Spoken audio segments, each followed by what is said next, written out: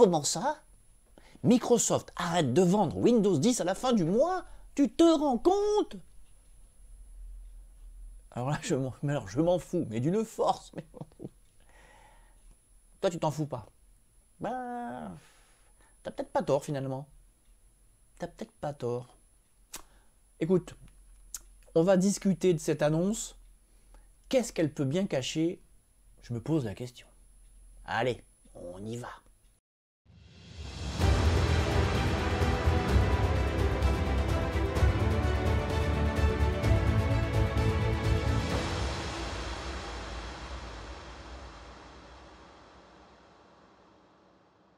Et bonjour à toutes et à tous, bienvenue dans une nouvelle vidéo de votre chaîne SOS PC. Vidéo qui n'était absolument pas prévue, c'est une vidéo réaction suite à l'annonce, ces jours-ci, par Microsoft, de l'arrêt complet de la commercialisation de Windows 10. Voilà. Alors, si j'ai voulu faire cette réaction, cette vidéo, c'est que je me pose beaucoup de questions, et pour une fois n'est pas coutume, je vais vous poser des questions et je ne vais pas vous apporter de réponses. Je vais simplement vous donner ma réaction à chaud, mon analyse de la situation, car la grande question qui se pose, quels sont les plans de Microsoft?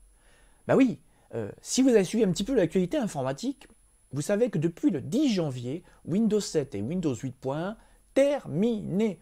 Plus de support, mais alors vraiment plus du tout, plus d'extensions possibles. Là, ils ont été enterrés.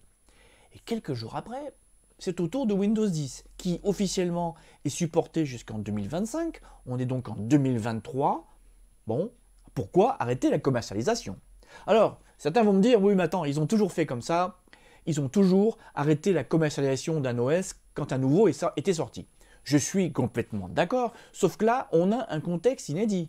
Mais oui, le contexte c'est quoi? C'est pour la première fois de l'histoire de Microsoft, la publication d'un nouvel OS n'a pas suscité l'engouement prévu. Alors je sais qu'il y en a que ça agace quand je dis ça, mais la réalité elle est là. Windows 11 n'est pas majoritaire. Alors les chiffres on leur fait dire ce qu'on veut, mais je suis désolé. Alors Windows 11 n'a pas été adopté pour deux raisons essentielles. Il y en a qui n'aiment pas Windows 11, vous avez le droit.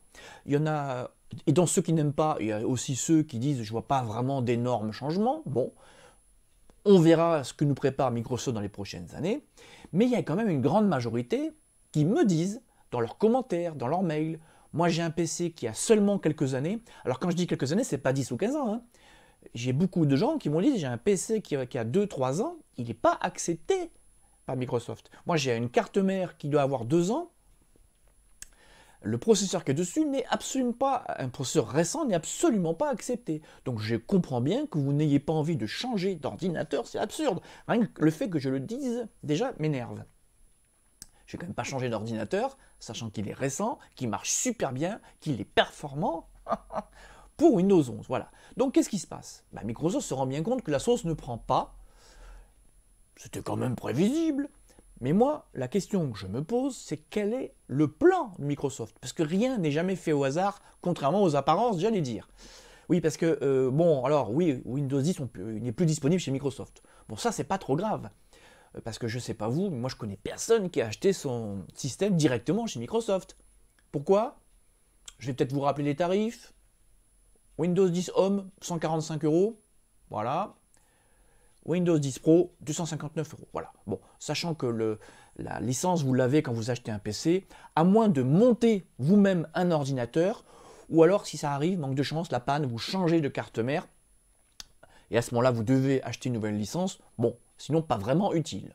Alors, si on oublie le fait que Microsoft ne vend plus Windows 10, ça c'est acté, vous savez sûrement que vous pouvez acheter des licences. Il y a plein de sites qui font ça, SOS PC propose des partenaires qui font ça. Pour quelques euros, vous pouvez acquérir une licence. Alors pourquoi quelques euros? Je sais que c'est la question qu'on me pose 500 fois par jour. Pourquoi quelques euros? Parce que, tout simplement, ces sociétés achètent. Alors, il y a plusieurs sources d'approvisionnement, mais le plus souvent, c'est l'achat de licences en volume, aux récupérations de clés qui sont désactivées, qui ne sont plus utilisées. Bref, ces sociétés arrivent à vous sortir un prix de vente à l'unité ridicule pour une clé officielle. Je dis bien officielle, hein, parce que bon, il y a eu des périodes où vous aviez des sociétés en ligne qui vendaient des clés, on ne savait pas d'où elles sortaient. En tous les cas, si vous avez acheté des clés par l'intermédiaire d'SOSPC.name, soyez tranquille, vous n'aurez pas de surprise.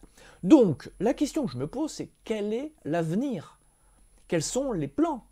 Parce que il n'y a rien d'innocent chez Microsoft. Et moi, je m'inquiète parce que je me dis, qu'est-ce qui empêche Microsoft de dire, dans quelques semaines, dans quelques mois, désormais, nous refusons l'activation de toute nouvelle clé Windows 10, que vous l'ayez acheté. Voilà, on refuse l'activation, mais vous inquiétez pas, on permettra avec votre clé Windows 10 d'activer Windows 11. Oui, bon, c'est ce qui est déjà le cas. Voilà. Donc, la vidéo d'aujourd'hui, c'est n'est-on pas en train d'être piégé? Voilà, tout simplement. Je suis désolé si en 2023, 2024, 2025 ou après, j'ai envie d'installer Windows 10, c'est moi que ça regarde. Alors encore une fois, je l'ai dit dans plein de vidéos, oui, il faut avoir un OS récent, oui, il faut télécharger les mises à jour récentes, mais il faut quand même revenir sur Terre, d'accord? À moins que vous ayez un usage professionnel, à moins que vous ayez un parc d'ordinateurs, les chances pour que vous, particulier, hein, il y a plus d'1 milliard 300 millions d'utilisateurs Windows, il y a peu de chances pour que vous, utilisateurs Windows, vous, chez vous, soyez impactés par une attaque, vous subissiez, j'allais dire, des problèmes liés à une faille. Bon, alors vous avez plus de chances d'attraper un virus, et là, bon, mettez un antivirus. Donc, tout ça pour dire que là, vu comment ça se dessine, beaucoup d'utilisateurs me disent Windows 10, il est super, je vais le garder. Alors, Windows 10 est en train de devenir le Windows 7 qu'on avait avant, sauf que là, il y a une vraie résistance qui est en train, j'allais dire, de se matérialiser. Elle n'est pas en train. Depuis la sortie de Windows 10, on a constaté que beaucoup de gens n'étaient pas d'accord avec la nouvelle politique de Microsoft. Alors, la question que je vous pose aujourd'hui, oui, parce que vous l'avez compris, hein, moi je pose des questions aujourd'hui dans cette vidéo, je ne vous donne pas de réponse. Bah oui, je ne vais pas faire comme beaucoup de sites qui brodent, qui vous font des titres accrocheurs, mais qui ne vous donnent aucune réponse, qui déduisent des choses. Au moment où je publie cette vidéo, Microsoft n'a pas communiqué. C'est sobre, on ne vend plus Windows 10, on n'en sait pas plus. Que va-t-il se passer pour l'activation des clés Windows 10 dans les prochains mois ou les prochaines années? On ne sait pas. Sur ce, je vais donc vous laisser. Ben oui, je sais ce que vous vous dites. Maintenant que j'ai regardé cette vidéo, je me pose encore plus de questions qu'au début. Il m'agace ce Christophe, oui, je vous agace, mais je suis là pour ça aussi.